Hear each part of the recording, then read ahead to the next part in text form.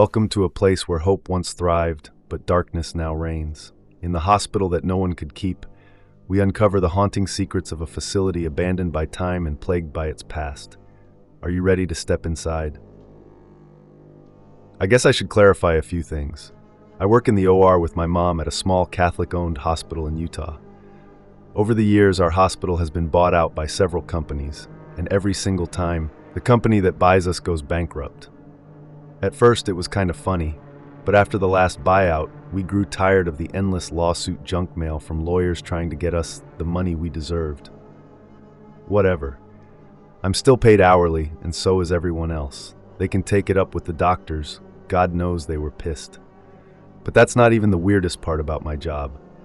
When you piece it all together, it might explain what's been happening in PIDS.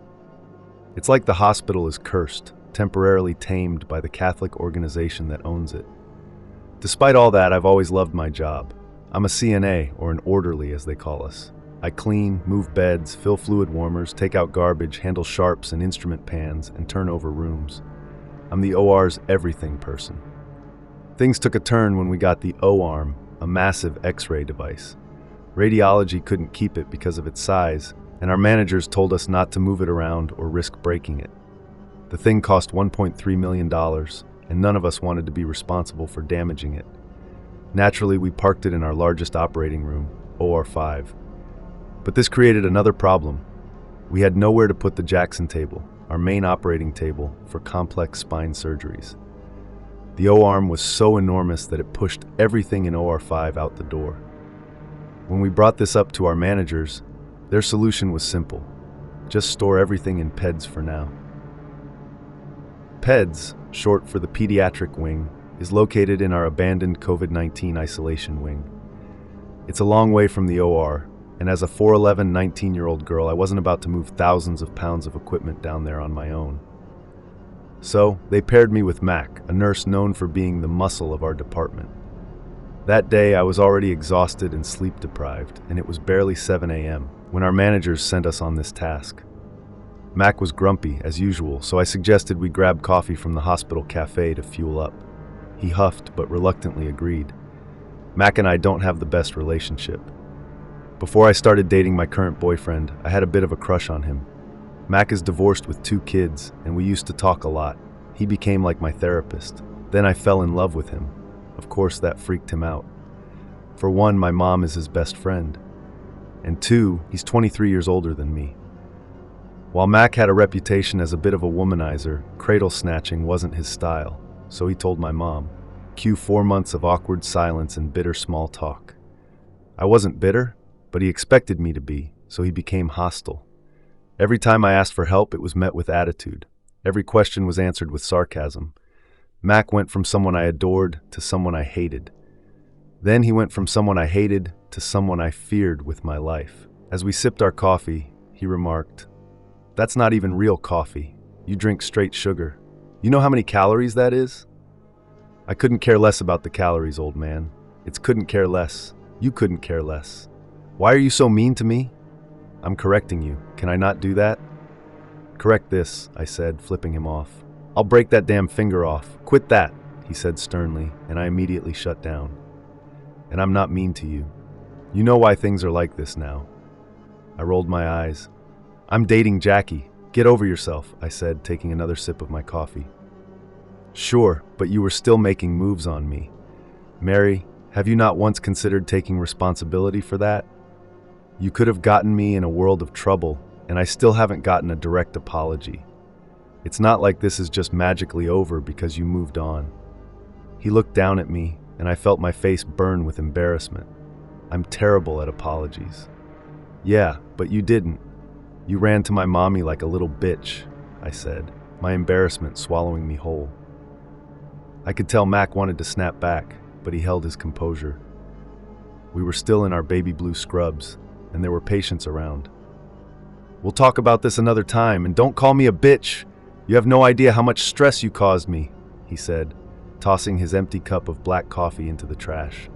He stood up and walked back to the OR, and I muttered curses under my breath as I followed him like a duckling. My close friends at work were all at breakfast, so it was just Mac and me moving equipment to PEDS before the surgery cases started. We began with the 7D spine camera, a hulking machine we rarely used, and pushed it through the isolation wing into PEDS. Mac badged us in, and we parked the 7D in the first room we found. Inside, there was a small baby cradle splattered with a black substance dripping from the ceiling.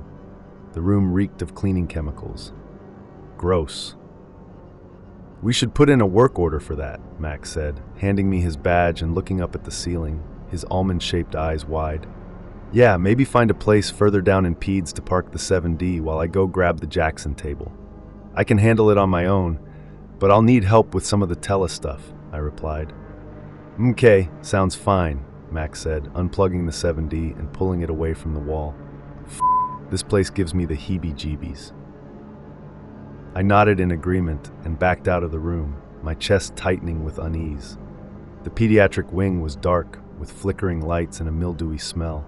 I've seen all sorts of things in the OR, but nothing made me feel as nauseous as this place did.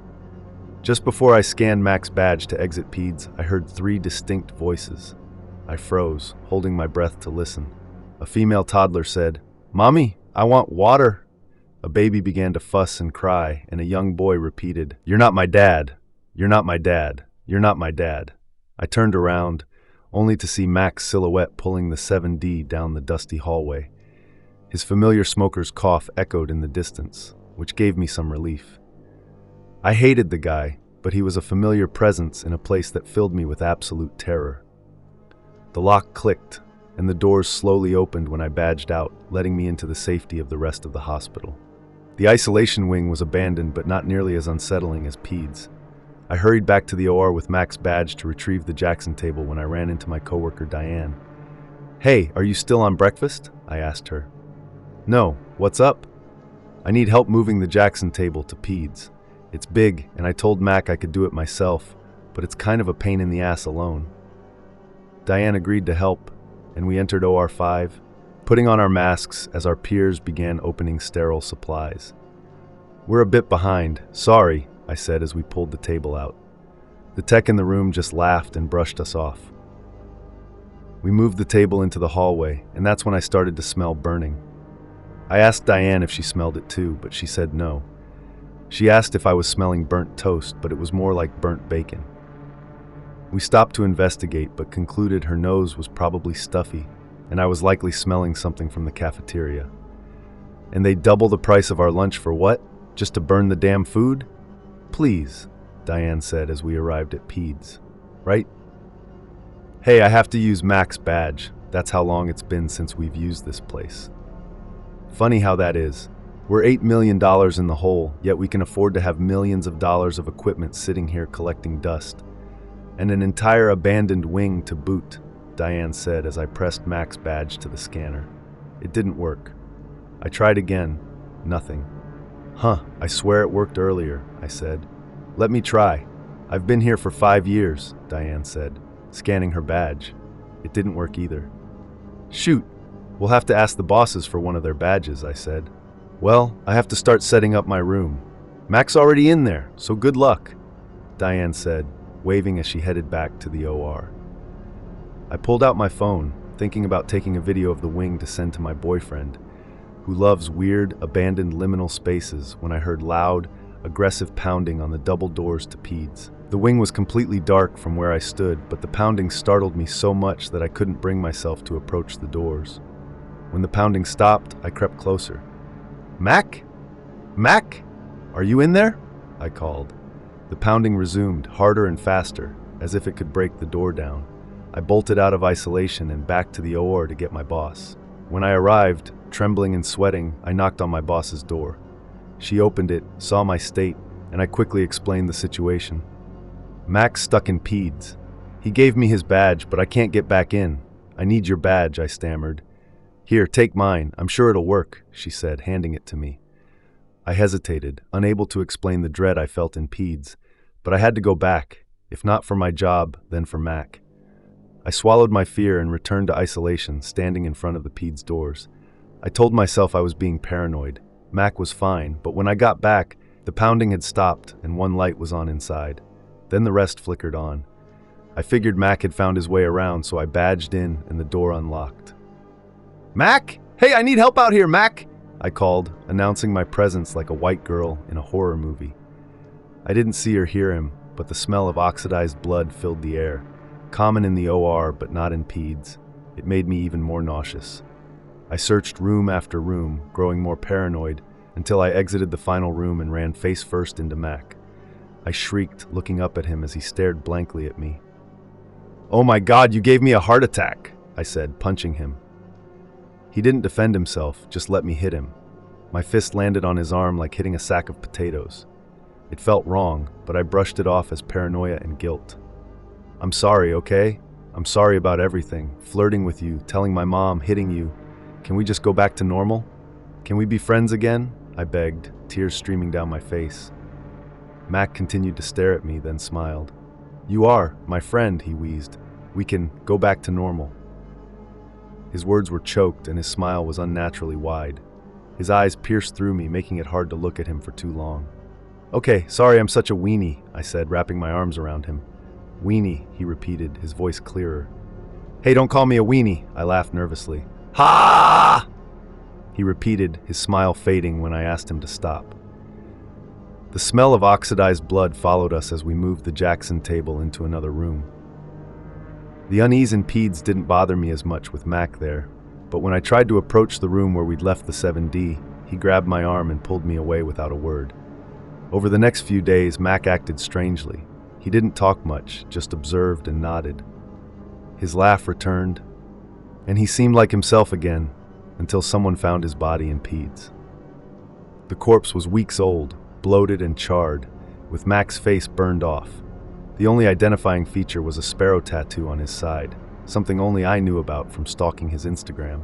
I ran back to the OR where the thing wearing Mac's skin was lounging in the break room. I confronted it, testing its memory, but it slipped up. "Code Brown is hazardous material," it said, revealing it wasn't Mac. I ran, and it didn't follow. Weeks later, the police identified Mac's body, but the imposter was never found. The nightmares haven't stopped, and now as I sit here, I hear pounding on my door. Thank you for joining us on this eerie journey through the forgotten halls of the hospital. If you found these stories captivating, be sure to like, share, and subscribe for more spine-chilling content. Until next time, remember, some places are better left undisturbed.